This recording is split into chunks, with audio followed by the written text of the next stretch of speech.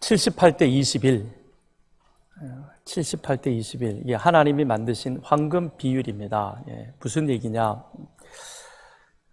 우리 지구의 대기 중에는 여러 공기들이 있는데요.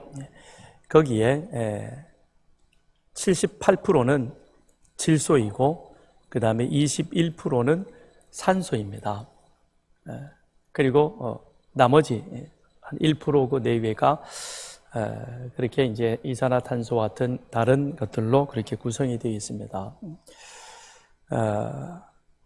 하나님은 언제든지 이 지구의 대기가 질소 78, 그 다음에 산소 21, 이 비율을 계속해서 유지시켜 가는 겁니다. 근데 이 비율이 깨어지면, 그러면 지구가 폭발하든지 모든 사람이 죽든지 사람이 살 수 없게 되는 겁니다.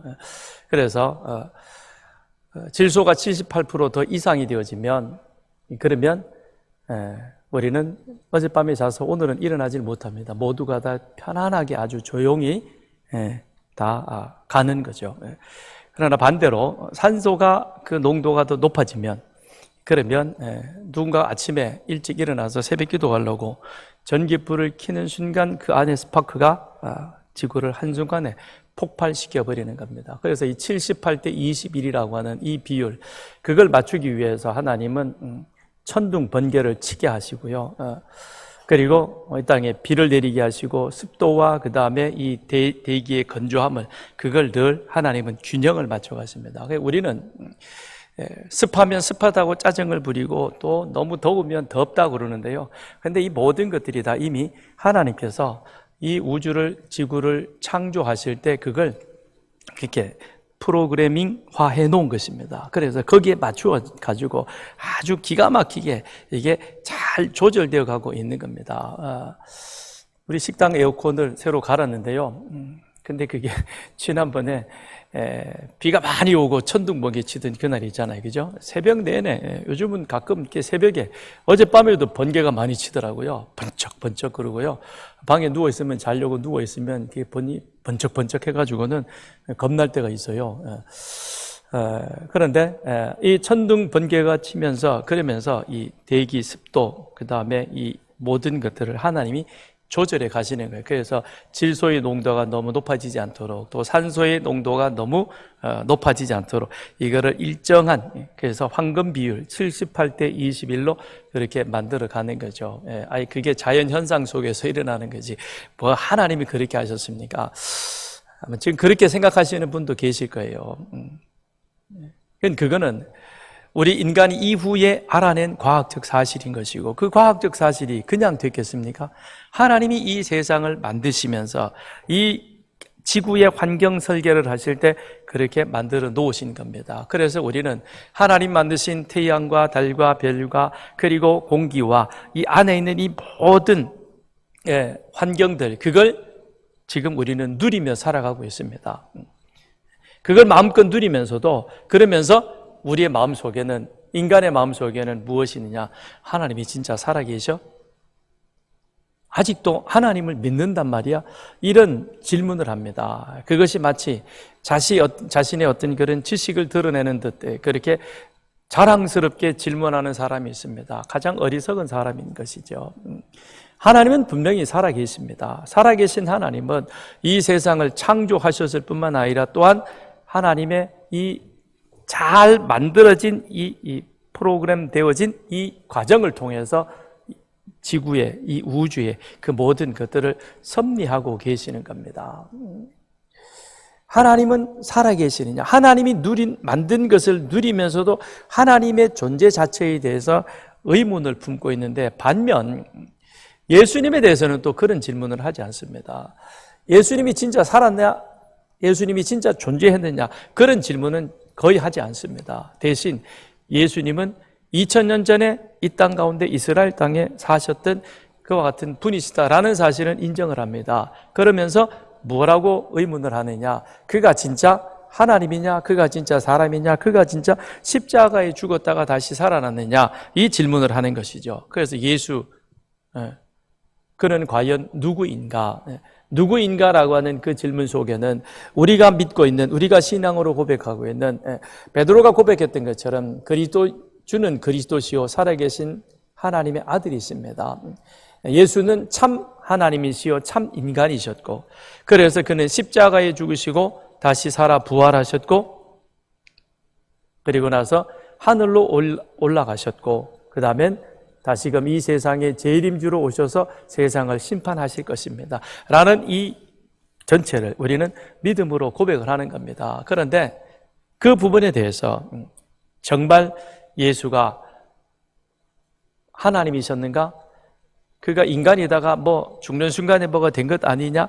이런 예수의 정체성에 대하여 많은 논쟁은 지금까지도 일어나고 있는 것이죠. 지금은 어떻게 되어 가고 있는지는 모르겠는데요. 제가 총각 때 섬기던 교회가 서울에 있는 대광중고등학교 가까운 곳에 있었습니다. 근데 대광중고등학교에서는 거긴 기독학교이죠. 그래서 매년 학기 초에 신입생들이 이 학교에 들어오면 그러면 그들을 대상으로 신앙 사경회를 합니다. 그때에 학교 근처에 있는 교회들을 초청을 해서 교회를 소개하고 그 다음에 그들에게 복음을 전하고 그들과 교회를 맺어주는 그런 일련의 과정, 그 순서가 그 사경의 기간 중에 있습니다. 그래서 저도 초청을 받아서 저희 교회 학생부를 대표해서 가서 학생들을 만나고 그들과 함께 나누는, 교제하는 시간을 가졌습니다. 그때 몇 년간 계속하면서 제가 빠짐없이 물었던 질문이 있었습니다.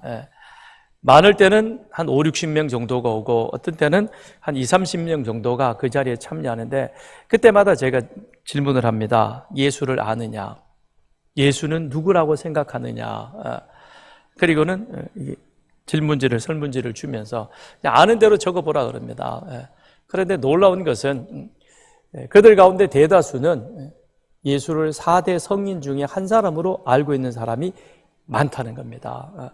예수를 공자나 석가나 이런 사람 중에 하나, 그래서 이스라엘의 마호메처럼 종교 창시자이거나 아니면 위대한 성인이었거나, 그래서 그냥 우리가 본받을 만한 사람이다라고 생각하고 대답하는 사람이 많습니다. 반면에 예수가 그리스도이십니다, 예수가 나의 죄를 대신해서 죽었습니다라고 고백하는 아이의 숫자는 10% 미만입니다. 안타깝죠. 그렇다면 오늘 여러분들에게 있어서 예수는 누구이십니까? 예수 그리스도는 나에게 있어서 어떤 신앙의 대상인 것입니다. 예수를 누구라고 생각하느냐, 예수를 나는 어떻게 신앙 고백하고 있는가라고 하는 것은 나의 신앙 생활에 있어서, 나의 삶에 있어서 굉장히 그것은 중요한 것입니다. 왜냐하면 예수 그리스도에 대한 지식과 예수 그리스도에 대한 신앙 고백은 그것은 곧 나의 존재의 시작이며 마침인 것입니다. 내가 이 땅에 존재하는 목적, 그리고 내가 이 땅을 살아가는 이유, 더 나아가서는 내 삶의 마침이 이제 앞으로 그 다음 어떻게 되어질 것인가 라고 하는 거기에 대한 이 모든 해답을 누가 갖고 계시느냐? 예수 그리스도, 바로 그분이 가지고 있는 것이죠. 바울이 로마 감옥에서 골로새 교회를 섬기던 에바브라를 만나서 교회의 여러 가지 일들, 목회 일들을 듣던 중에 골로새 교회가 그 당시에 다양한 이단적 혼합 사상으로 인하여 예수 그리스도에 대한 바른 지식을 교회 자체가 잃어버렸다는 소식을 듣게 되는 것입니다. 이건 정말 통탄한 일인 것이죠. 우리 교회가 서산교회라고 하는 이름으로 모였다 할지라도 이 안에 예수 그리스도에 대한 바른 지식을 잃어버린다면, 예수 그리스도에 대한 올바른 신앙의 고백이 없다면 이건 교회가 아닌 것입니다. 그냥 우리끼리 모여가지고 우리끼리 좋아하는 그런 어떤 세상의 사교 모임 중에 하나일 것입니다. 그런 의미에 있어서 이 바울은 예수 그리스도에 대한 올바른 지식과 신앙 고백을 잃어버린 그 골로새 교회를 바른 지식으로 세워가기 위해서 그래서 골로새서를 쓰게 되는 겁니다. 그러면서 특별히 골로새서에서는 사도 바울은 예수 그리스도 그는 누구인가, 그리스도론, 기독론, 이 부분을 아주 강조해서 적고 있는 것이죠. 왜냐하면 골로새 교회 당시 사람들은 하나님과 사람 사이의 중보자는 천사라고 하는 그런 생각들을, 그런 사상을 가지고 있었던 것입니다. 그건 아니다. 하나님과 우리 사이에 중보자는 예수 그리스도이시고, 예수 그리스도 그는 하나님이시며 동시에 인간으로 이 땅 가운데 하나님의 뜻에 오셔서 나의 죄를 대신하여 죽으시고 그리고 살아 부활하셨다. 그러므로 말미암아 내가 하나님을 아버지라 부르고 나는 그의 나라로 옮겨진 자. 그래서 13절에 지난주에 말씀드렸던 것처럼 흑암의 권세에서 건져내사 우리를 죄 가운데 건져내셔서 어디로 옮기셨느냐? 그의 사랑의 아들의 나라로 옮기셨다. 그래서 우리는 옮겨진 은혜를 입은 자이다. 그런데 우리를 옮기게 했던 그 예수 그리스도, 예수 구원이라는 이 사실은 간단하지만 많은 논리를 담고 있는데, 근데 우리는 그냥 예수 믿고 천당, 그리고 천당은 죽어서 가는 것, 그 정도로만 우리는 지금 연결시키고 있는 겁니다. 그러다 보니까 살아가는 삶은 나는 옮겨진 자인데, 지난주에 거지 얘기했죠. 다리 밑에 거지로 살다가 왕이 너는 거지가 아니라 오늘부터 왕자야. 그렇게 해서 그 신분이 바뀌어졌고 그 삶의 자리가 옮겨졌으면 왕자로 살아야 되는데 여전히 그가 궁굴에서 거지 같은 삶을 살면 그는 거지일 수밖에 없는 것이죠. 왕자가 아닌 것입니다. 우리는 옮겨진 은혜를 입은 자입니다. 그런데 우리를 옮겨주신 예수 그리스도가 누구인가라고 하는 그 신앙 고백이 우리 속에 있지 아니하면 죄송합니다. 우리는 거지 같은 삶을 사는 거예요. 모양은 예수 믿는 자 있는지 모르지만 내 안에는 여러 가지 세상의 욕심에 따라서 육체의 정욕, 안목의 정욕, 이생의 자랑, 이 세상 끝에 꽉 붙잡혀가지고 그리고 세상이 요동치는 대로 거기에 왔다 갔다 그러다가 다람쥐 쳇바퀴 도는 그런 삶을 살다가 인생을 마무리하게 되는 것입니다. 그러면서 우리는 오늘 참회의 기도에서 고백했던 것처럼 이 자연세계를 통해 하나님은 하나님의 섭리가 어떤 것인가를 우리에게 보여주고 있는데 우리는 거기에 대해서 관심이 없고 더우면 덥다고 불평하고 날이 비가 와가지고 좀 가면 왜 그러냐 그러고 꿉꿉해가지고 죽겠다 그러고 또 불만이고 배부르면 배불러서 죽고 배고프면 배고파서 죽고 좋으면 좋아서 죽고 기분 나쁘면 슬퍼서 죽고 맨날 죽어. 그러면 죽지 말고 살자고요. 예수 안에서 영원히 삽시다. 시원하게 식당에서 식사하시면서 그런 은혜를 함께 나누었으면 좋겠습니다. 그래서 바울은 기독론, 예수 그리스도가 누구인가 라는 것을 말합니다. 자, 15절부터 17절. 그는 보이지 아니하는 하나님의 형상이요 모든 피조물보다 먼저 나신 이시니 만물이 그에게서 창조되되 하늘과 땅에서 보이는 것들과 보이지 않는 것들과 혹은 왕권들이나 주권들이나 통치자들이나 권세들이나 만물이 다 그로 말미암고 그를 위하여 창조되었고 또한 그가 만물보다 먼저 계시고 만물이 그 안에 함께 섰느니라. 그리스도는 보이지 않는 하나님의 형상이라고 말합니다. 이 얘기는 무슨 얘기입니까? 그리스도는 하나님을 보이지 않는 영적인 하나님을 우리에게 계시해 주시는 그와 같은 분이시다라는 것이죠. 하나님은 창조 이전부터 계셨습니다. 그런데 우리 주님도 예수 그리스도도 창조 이전부터 우리 하나님과 함께 하셨습니다. 그러면서 하나님의 창조세에게 그가 동참하셨고 그리고 하나님의 때가 되심에 하나님께서는 그를 이 세상에 보내셔서 그리하여 하나님이 누구이시며 하나님의 인간을 향한 계획이 무엇인가라고 하는 것을 친히 우리들에게 보여주신, 계시해 주신 바로 그와 같은 분이시다라는 것입니다. 그러니까 구약을 보면 하나님은 이스라엘 백성들을 선택하셨고 그들과 약속하셨지만 하나님은 당신의 실존적인 모습을 그들에게는 보이지 않습니다. 이스라엘 백성들에게는 하나님께서 구름 기둥과 불 기둥으로 그들과 함께 하신다는 사실을 보여주는 것이죠. 그러니까 모세를 통해서 성막을 만들게 하시고 성막이 그들 가운데 있대. 그런데 그 성막이 어떻게 그 다음엔 이동할 것이냐. 성막이라는 그 의미는 하나님이 임재하시는 것이요 하나님이 함께 하신다는 것이요 하나님의 함께 하심이 구름과 불이라고 하는 그들 눈에 보이는 하나의 형상으로 보여지되 구름 기둥이 불 기둥이 움직이고 정지하는 것에 따라서 이스라엘 백성들이 이동해 가는 겁니다. 결국 그건 무엇입니까? 하나님이 그들과 함께 하셔서 그들의 길을, 그들의 삶을 인도하고 보호해 주신다는 그런 모습이 되는 것이죠. 그러니까 이스라엘 백성들은 하나님의 말씀을 들었지만 그러나 그들은 하나님을 보지 못하는 것입니다. 그런데 그 하나님께서 마침내 때가 되심에 사람의 모습으로 우리 가운데 오셨습니다. 그래서 요한복음 1장 14절에 보면 말씀이 육신이 되어 우리 가운데 거하심에 우리가 그의 영광을 보니 아버지의 독생자의 영광이여 은혜와 진리가 충만하더라. 말씀 가운데 세상을 지으셨고 말씀 가운데 이스라엘 백성들과 함께 하시며 그들을 인도해 가셨던 그 하나님, 그와 함께 하셨던 예수 그리스도께서 이 땅 가운데 이제는 어떤 모습으로 오셨습니까? 사람의 몸을 입고 오셨다라는 것이죠. 그래서 마태는, 누가는 예수가 사람의 몸을 입고 마리아의 몸을 통하여 이 세상 가운데 오셨다고 하는 사실을 분명하게 보여주고 있는 것입니다. 그리고 오셔서 하나님의 뜻이 무엇이며 하나님의 나라가 어떻게 이루어지려 하는 것을 우리들에게 가르쳐 주셨습니다. 그리고 친히 당신이 십자가에 죽으시고 다시 3일 만에 살아 부활하시고 승천하심으로 말미암아 하나님의 약속이, 인간 구원을 향한 하나님의 계획이, 그것이 우리 가운데 성취되셨고 그가 다시 이 땅 가운데 오심으로 말미암아 그것이 완성되어 가는 것을 우리들에게 친히 보여주셨습니다. 보여주신 것이죠. 그런데 오늘 우리는 어때요? 아브라함은 말씀하시는 하나님만 보았습니다. 보았다기보다는 들은 것이죠. 일어나 본토 친척 아비 집을 떠나라. 그리고 아브라함은 갑니다. 하나님을 보지는 못했습니다. 그러나 우리는 어때요? 하나님을 보았습니까? 보았습니다. 그렇죠? 어떻게 보았어요? 말씀이 육신이 되어 우리 가운데 거하심에 우리가 그 영광을 보니 아버지의 독생자의 영광이요, 예수 그리스도를 통해서 우리는 하나님을 보았습니다. 그리고 우리는 하나님의 말씀을 들었습니다. 기록된 이 계시의 말씀을 들었습니다. 또 이 기록된 계시의 말씀이 선포되어지는 그런 은혜를 우리는 입었습니다. 그러니까 아브라함에 비하여 우리는 더 큰 은혜를 하나님부터 입었죠. 그죠?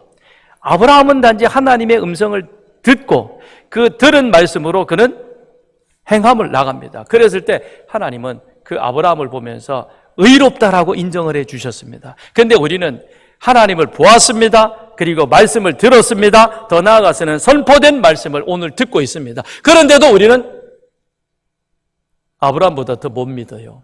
그러면 안 되죠. 그죠? 더 잘 믿어야 되겠죠. 아브라함보다 더 큰 은혜를 입었으니 아브라함보다 더 잘 믿는 더 큰 믿음의 사람, 우리 서산교회 공동체가 되기를 바랍니다. 그러면서 요한복음 12장 45절에 나를 보는 자는 나를 보내신 이를 보는 것이라. 예수를 본 자는 누구를 보았다? 나 보내시니 하나님을 보았다라고 그렇게 말씀합니다. 뿐만 아니라 예수님은 모든 피조물보다 먼저 계신 분이라고 말합니다. 15절에 보니까 모든 피조물보다 먼저 나신 이시니, 그러면서 16절 만물이 어떻게 만들어졌는가 하는 것에 대해서 말씀하고 있는 것이죠. 그러니까 만물의 시작도, 만물의 유지도, 만물의 마지막도 누구와 함께 하느냐? 예수 그리스도와 함께 하신다라는 것이죠.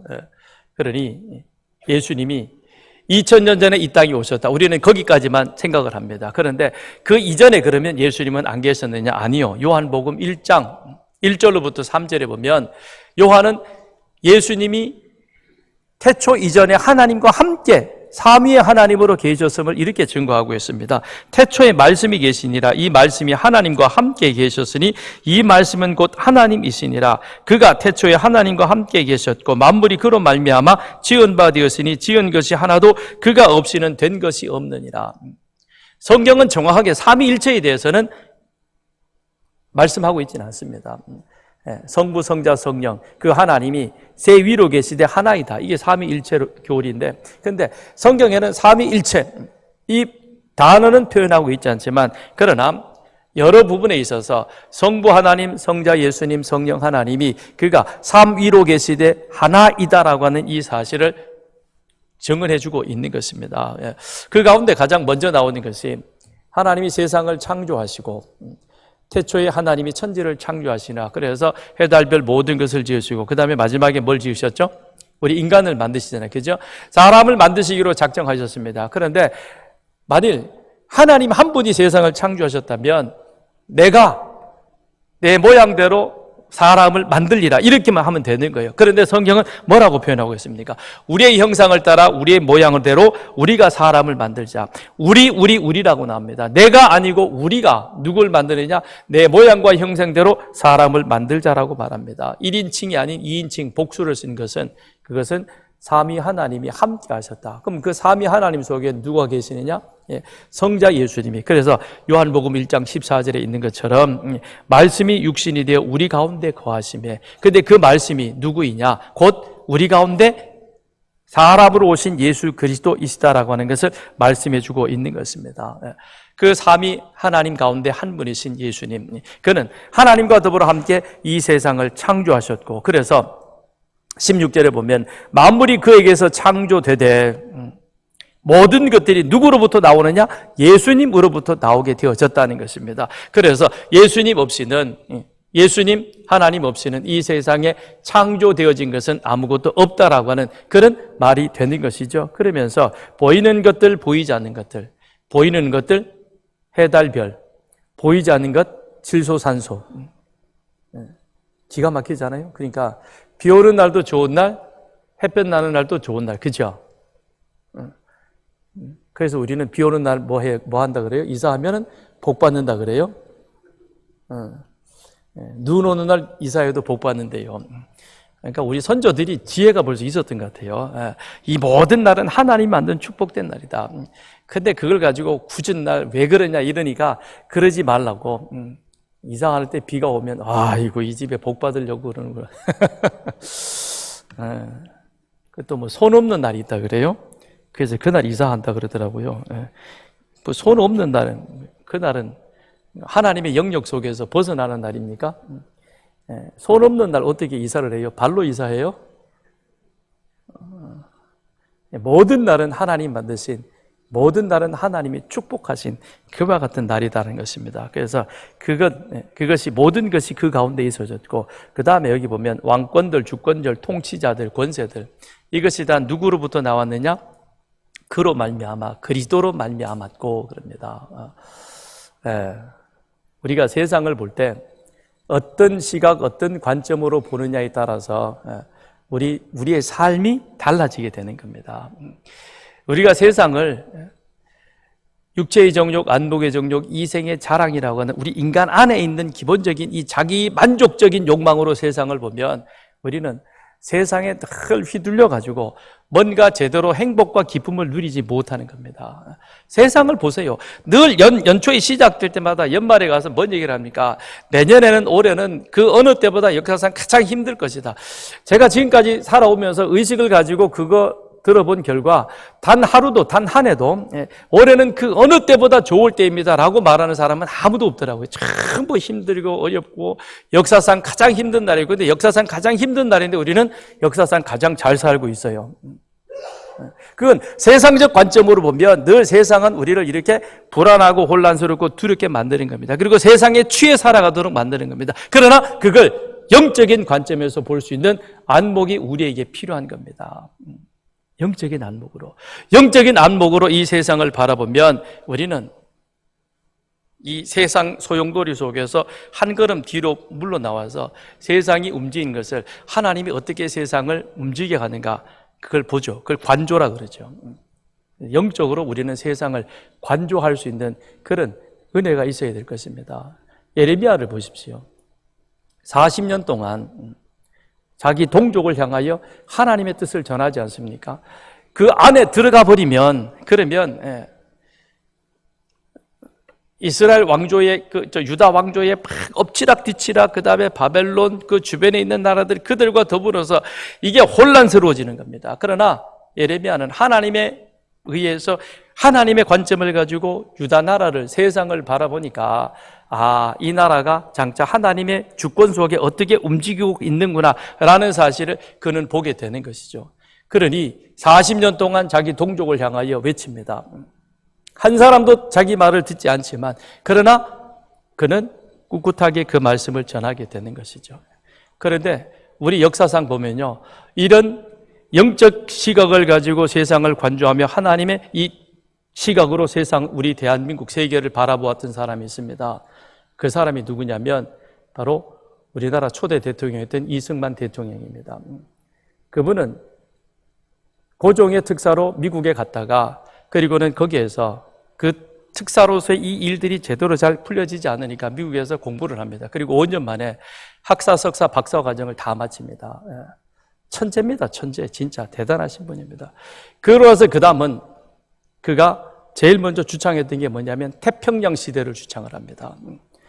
1900년 초에 그 당시의 세계는 영국과 그 다음에 유럽, 스웨덴, 스페인 중심으로 대서양 시대가 주를 이루던 시대였습니다. 그런데 그때 그는 이미 50년, 100년 후에 이루어질 태평양 시대를 예견하고 그 태평양 시대의 가장 큰 암초가 무엇이냐? 일본이 될 것이다라고 하는 것을 예견합니다. 그때는 일본과 미국이 서로 조약을 맺어가지고 굉장히 우호 관계에 있었는데, 그런데 일본이 언젠가는 미국의 큰 해가 될 것이다. 어려움이 될 것이다. 그러니 미국은 조선을 일본의 앞자에서 빨리 해방시켜야, 그래야 일본이 대륙으로 뻗어서 그 다음에 미국의 이 공격하는 그것을 막아줄 것이다. 이런 이 얘기를 강연을 하는 것입니다. 그건 어떻게 그렇게 가능한가? 영적으로 보는 것이죠. 영적으로 볼 때 미국은 하나님을 섬기는 청교도 신앙을 중심으로 해서 세워진 나라인 것입니다. 그러나 일본은 어때요? 지금도 그렇잖아요. 수천 개의 우상이 섬기는 우상의 나라인 것입니다. 우상의 나라와 하나님을 섬기는 나라는 다른 거예요. 수리남은 250년 가까이 네덜란드의 식민 지배를 받았습니다. 그런데 그들은 네덜란드 시민 되는 것을 굉장히 자랑스러워합니다. 왜 그러느냐? 네덜란드는 수리남을 식민 지배하지만 네덜란드 사람들이 살기 있는 그런 여러 가지 조건들을 잘 만들어 놓았습니다. 네덜란드 장로교의 그 근본 정신이 그들 가운데 있는 것이죠. 그러나 일본은 어때요?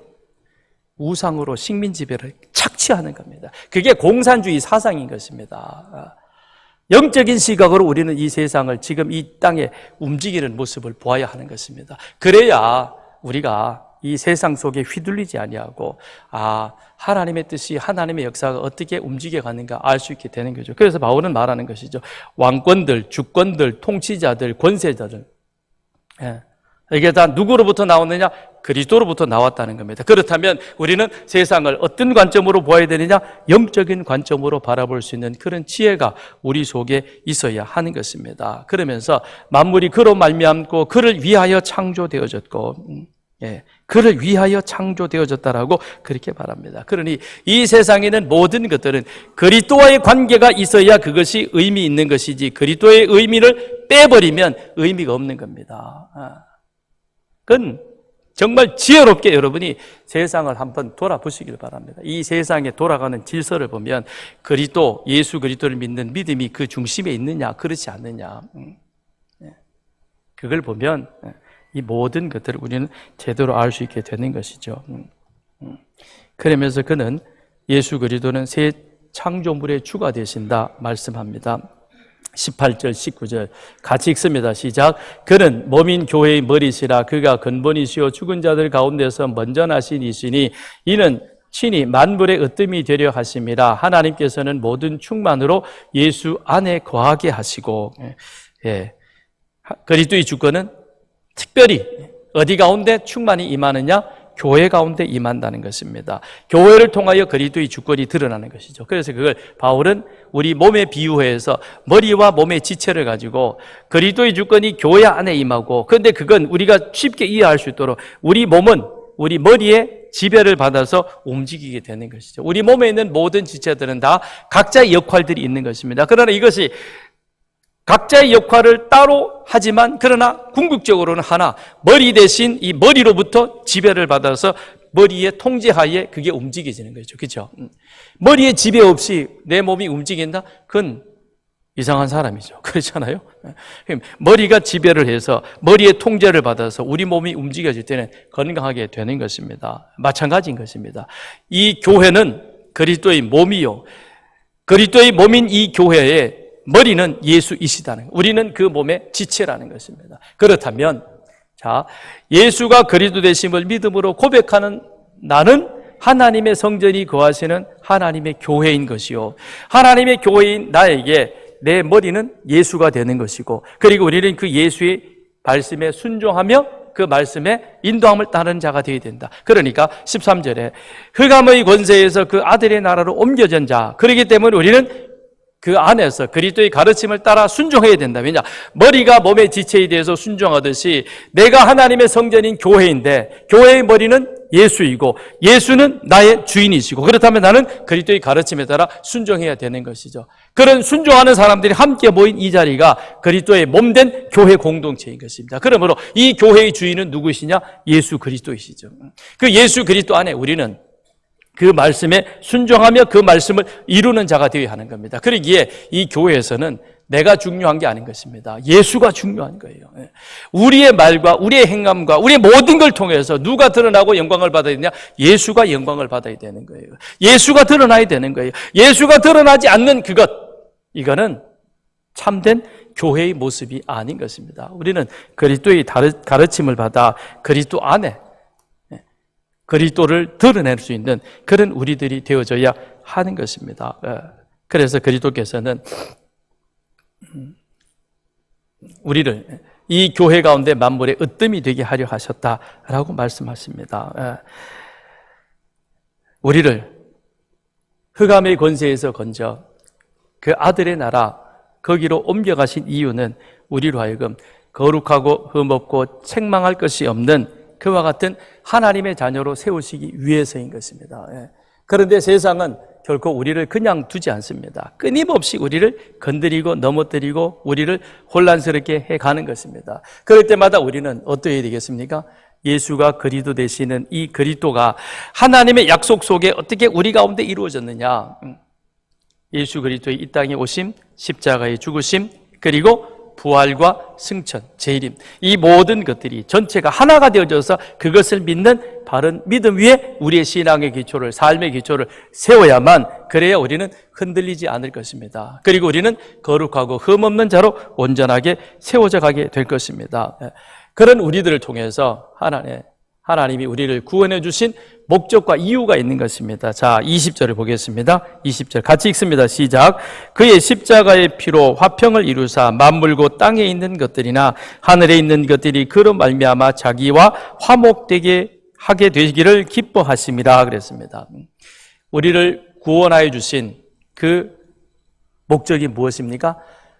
하나님의 진노의 대상이었던 우리들, 멸망에 임할 수밖에 없던 우리들을 하나님은 구원해 주셔서 진노가 아니라 화목하게 해 주셨다는 것입니다. 그래서 이제 우리는 하나님을 아버지라 부르고 하나님의 은혜 아래 거할 수 있는 그런 은혜를 우리가 누리게 되는 것이죠. 그런데 이것으로 끝나는 것이 아니라 내가 은혜를 누렸는데 그 다음엔 이 하나님과의 누린 화평과 그 은혜를 세상 가운데 전하는 자가 되라는 것입니다. 그래서 우리를 화목하게 하는 자로 세우셨다라고 그렇게 말하는 것이죠. 그러니 과거의 우리들은, 흑암의 권세에 있던 우리들은 자기 생각이 주관적으로 작동하는 그와 같은 사람들이었습니다. 그래서 부족함이 없던 에덴 동산에 있던 하와였지만 딱 한마디, 내가 이걸 먹으면 하나님처럼 될 것이다. 100% 이거는 자기 주관, 자기 중심적인 거죠. 내가 세상의 중심이 된다는 그걸로 인하여 그는 하나님을 대적하는, 하나님의 법을 어기는 자가 되고 마는 것입니다. 그랬던 우리들을 예수 그리스도의 피로 우리를 구원하여 그 흑암의 권세에서 끄집어내서 자기 중심적으로 살던 우리들을 끄집어내서 예수가 머리 돼서 그 말씀에 순종하는 자로 우리를 세우신 것은, 첫째는 하나님과 화평되게 하신 그런 은혜를 누리게 하는 것이요, 그 화평됨의 은혜가 이제는 모든 사람들에게 그것을 전하는 자로 그렇게 우리는 세움 받았다는 것입니다. 그래서 우리는 세상에 복음 전하는 자, 화평을 전하는 자, 노방 전도를 나간다? 그건 예수 믿으세요라고 하는 말이지만 그 예수 믿으세요라고 하는 그 말 속에는 이제 당신과 나는 화평하는 자입니다. 그리고 더 나아가서는 하나님과 화평하는 자입니다. 그리고 이 세상을 하나님의 샬롬으로 물들이는 겁니다. 그걸 우리는 전하는 자인 것입니다. 과거에 흠이 많고 정결하지 못했고 흑암의 권세에서 자기 중심적으로 살아왔던 우리들, 그런 우리들을 예수 보혈의 피로 이제 우리는 새로운 피조물로 이 모든 것을 씻어 정결하게 했습니다. 그러나 그 정결함이, 그 거룩함이 영원히 지속되는 건 아닌 것입니다. 목욕탕 한 번 갔다 왔다고 해서 다음번 목욕탕 갈 때, 한 달 후에 갈 때, 그때까지 우리는 늘 깨끗한가요? 그렇진 않아요. 그렇죠? 그러면 아침 저녁으로 계속해서 씻어야 하는 것처럼 우리의 심령도 마찬가지인 것입니다.